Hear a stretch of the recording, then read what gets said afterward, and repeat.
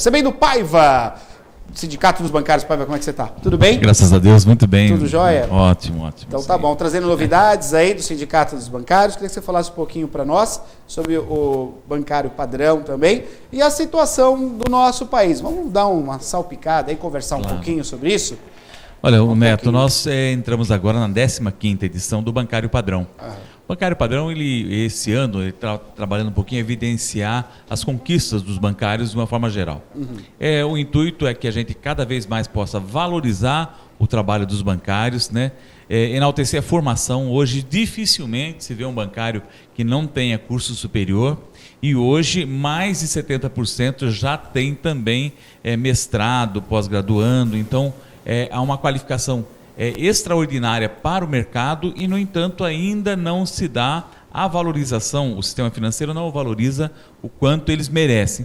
Para tanto, nós fazemos nessa oportunidade a 15ª edição do Bancário Padrão. Cada agência escolhe um bancário e uma bancária padrão a partir de segunda-feira, dia 19. Correto. Então, do dia 19 até o dia 30, fará as eleições nas agências. Depois, os bancos que têm mais do que uma agência se reunirão, né, para fazer a eleição do bancário padrão por banco. Isso ocorrerá no dia 21 de junho próximo agora. De julho, aliás. De julho. Aí nós faremos a eleição via internet. Então, do dia 23 de julho até agosto, 23 de agosto, a eleição via internet. Quer dizer, no mundo inteiro, quem quiser, tiver um CPF, poderá escolher o bancário padrão. Vai acessar a página do sindicato e vai votar no bancário padrão. Agora, eu pensei que a votação era só interna. Não, a população pode votar, né? Porque nós queremos também esse feedback. Que os bancos saibam, né, o quanto os bancários são admirados pelos seus clientes. Perfeito. Para que o banco tenha um pouco desse feedback e possa também ter um processo de valorização. E vocês já participaram, até a Valéria pediu para fazer o convite, para aquela escolha que é do júri qualificado da sociedade, que analisa o currículo dos candidatos, né, e escolhe também aferindo uma nota. Infelizmente, será quase no horário do Piracicaba agora. Que começa no happy hour às 17h30, né? E depois, né, feito todas essas etapas classificatórias, no dia 25 de agosto, será feita uma reunião solene na Câmara, porque o dia já é reconhecido por lei federal, o Dia Nacional dos Bancários, e esses bancários estarão sendo homenageados pela Câmara dos Vereadores como os escolhidos. Então não é uma escolha do vereador. Certo. Embora quem fará a reunião solene será o presidente da Câmara, o vereador Matheus Heller, nosso colega aqui do Piracicaba agora. Então é todo um processo de valorização num momento extremamente delicado, porque os trabalhadores e trabalhadoras estão muito tensos com as medidas propostas pelo governo do presidente Michel Temer, que altera as condições de trabalho na reforma trabalhista e na reforma da Previdência Social. Então, mesmo totalmente desmoralizado, pegando avião sem saber de quem que era, eu brinquei esses dias, eu falei assim, quando a gente vai pegar um ônibus, a gente olha a placa, olha a placa que vai, que tá né? na frente, né? Agora você pega um avião, o dono do avião entrega um ramalhete para sua esposa. Você já pensou um cara chegando entregando um ramalhete para Ana, para Maria? E ele não sabe quem que é. E aí, quem que é esse cara? Não sei. Mas vamos pegar o avião dele mesmo assim, vamos dar uma volta, né? Então, umas coisas meio estranhas, né? E o cara quer fazer a reforma trabalhista, quer fazer a reforma da Previdência, e nós já debatemos isso aqui exaustivamente no Piracicaba agora. Então, dentro dessa conjuntura, procurar valorizar os trabalhadores é indispensável. Sem dúvida. E a gente, provavelmente, na sessão solene, nós teremos ainda uma surpresa, né, que vamos estar dialogando com atores aqui do município para apresentarmos uma surpresa aos bancários no momento da sua premiação, que será uma solenidade aberta também. Que legal, para toda a população. Isso. Pai, a gente tem que destacar justamente esse momento de valorização, que a gente sabe que a escolha, né, do bancário padrão, ela, na verdade, é uma maneira de representar para a sociedade, né, a figura, essa pessoa que trabalha diretamente com a população. A gente sabe que é isso, né? Não é uma competição, mas na verdade é um momento de você ter essa figura, a escolha dessa pessoa com voto popular, que ela possa realmente representar os outros bancários junto à nossa sociedade. Esse tipo de valorização acaba dando um retorno também para os bancários, né? No sentido de, olha, o caminho é esse, tá vendo como as possibilidades de mudança, de melhora do trabalhador. A gente não tem que estender isso, talvez, Paiva, pensando, claro que isso é talvez até utópico, né? Mas E se a gente estendesse isso para as outras áreas, por exemplo, né? Falando até um pouquinho até da nossa política também, o político padrão, né? O representante da nossa sociedade, o padrão, aquele que trabalha corretamente, luta, que a gente não vê isso, né? A gente acaba não vendo o político bom agindo, a gente vê os escândalos, a gente vê as coisas ruins. Claro que não estou igualando o bancário, muito pelo contrário, o ato eu estou fazendo. Quando você traz um bancário para a sociedade, o bancário padrão, a gente olha a situação do bancário, a gente vê as coisas boas, as dificuldades que ele tem no dia a dia, as melhoras que terão que vir, as conquistas.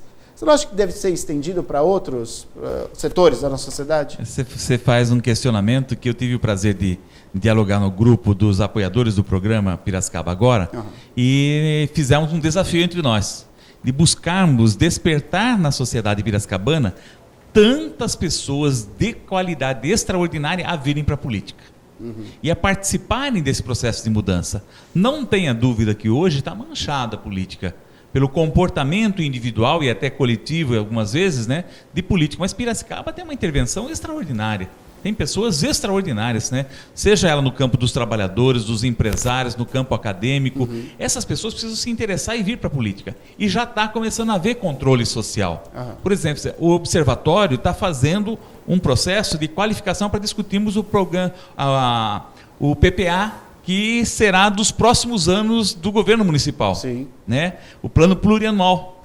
E esse plano plurianual traz algumas discrepâncias. Todas as verbas caíram para os próximos 4 anos, menos aquelas em que existe a parceria público-privada.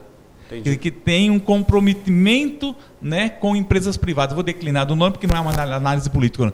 Mas o Observatório está trabalhando um pouco disso. Então a sociedade ela não está se calando. Não interessa se o ato irregular, equivocado foi cometido pelo partido A, B ou C, mas a sociedade não quer atitude, porque se ela tiver uma atitude que desvincule do comportamento humano desejável, ela é punida.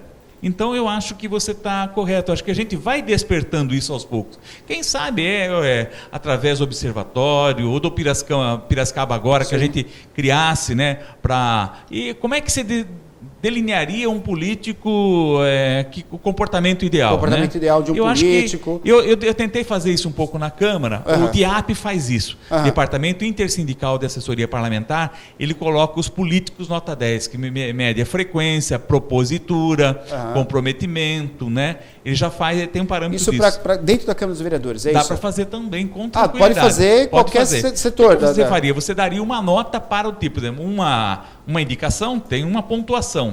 Um projeto de lei, né, que intervenha na qualidade do saneamento, outra, né, um projeto que concede título de cidadão, outra, ou que dá uma moção de aplauso, outra, ou uma moção de repúdio, outra. Então você pontuar isso e aí somaria as intervenções parlamentares e criaria um gabarito dizendo assim, olha, isso que indica. Gente. Então eu acho que em função até da atitude que nós tomamos em fevereiro, dá para a gente trabalhar a 4, 6 ou 8 mãos, né, para dizer, olha, seria ideal que os políticos tivessem esse tipo de comportamento. Porque eu volto a dizer, não é uma questão de competição, não é isso, mas é uma demanda que eu vejo que isso dá um resultado tão positivo que não é uma competição ligada ao sindicato dos bancários. Porque eu participei das outras e eu vejo que, na verdade, o título ele é compartilhado. Ele é compartilhado para a agência, ele é compartilhado com os outros membros, com os outros que estão ali concorrendo também. Na verdade, é uma coisa para todos. E aí volta a se olhar. É padrão por quê? Quais são as condições? Né? Qual é a condição da vida dele? O que ele faz? Né? Na maneira que ele atende o próprio público, da maneira, o respaldo que dá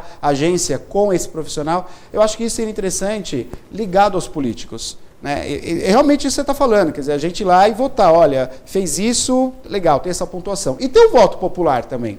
Claro que aí você tem um filtro, tem pessoas que não são simpáticas ao tal partido, não são simpáticas àquela pessoa, talvez vai criar uma névoa na vista, ela não vai conseguir enxergar a coisa boa que aquele político fez. Mas você tem a sociedade inteira olhando para isso. Seria uma boa? Eu acho que sim. E a iniciativa, ela não pode se preocupar com o vírus que ela pode receber. Exato. Né? Então você coloca um filtro, por exemplo, a votação pela internet, ela tem uma pontuação na escolha do bancário padrão. Sim. E foi incluído esse ano pela equipe do bancário padrão que o bancário cidadão, quer dizer, aquele que a equipe dele arrecadar mais leite na agência para doar para uma entidade filantrópica. Então, quer dizer, é uma pontuação tal qual quase o bancário pela votação pela internet. Sim. Então, o bancário que tenha na sua agência o maior nível de participação no sindicato, né? E aí o currículo é extraordinário, porque o currículo é a pessoa que faz a sua apresentação, né? Mas eu acho extremamente importante esse desafio. Nós fizemos isso na Câmara com os servidores públicos e com as empregadas domésticas, que nós fazíamos, né, a escolha através das entidades, delas indicarem.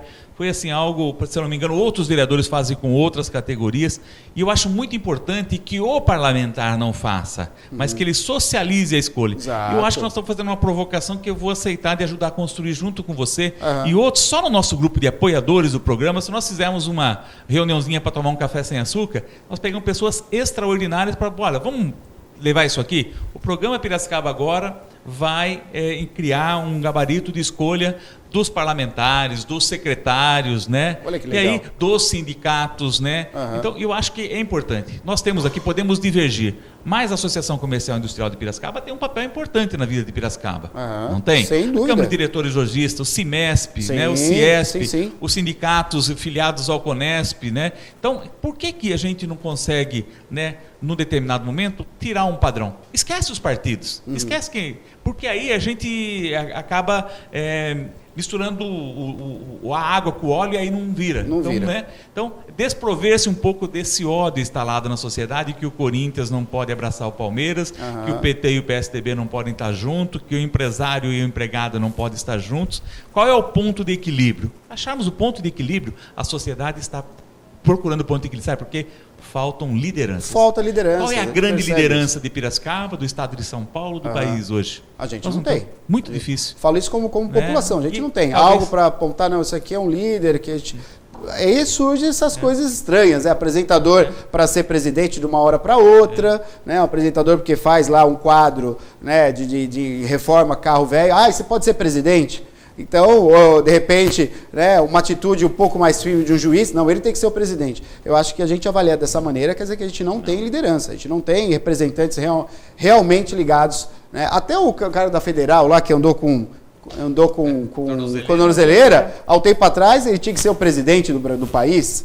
Quer dizer, isso é uma falta realmente de olhar para uma mudança. A gente fica magoado, chateado por algumas atitudes e aí a gente vai para outro ponto. Acho que a gente podia amadurecer isso daí, abrir de repente, né, chamar os representantes adequados e fazer realmente uma votação popular de destaque. Eu sei que tem algumas iniciativas privadas que fazem isso, né? Alguns prêmios que a gente vê, eu sei que na sociedade tem, mas fazer de uma maneira diferente. Não é uma premiação, mas é um destaque enquanto o político a ser olhado com mais carinho, até mesmo a ser seguido por os outros políticos, né? Acho que é uma ideia legal, pai. Vou tentar amadurecer isso aí. Eu discutia muito na Câmara, né? Eu não quero discutir. O número de parlamentares na Câmara, eu acho que pode ser de 50.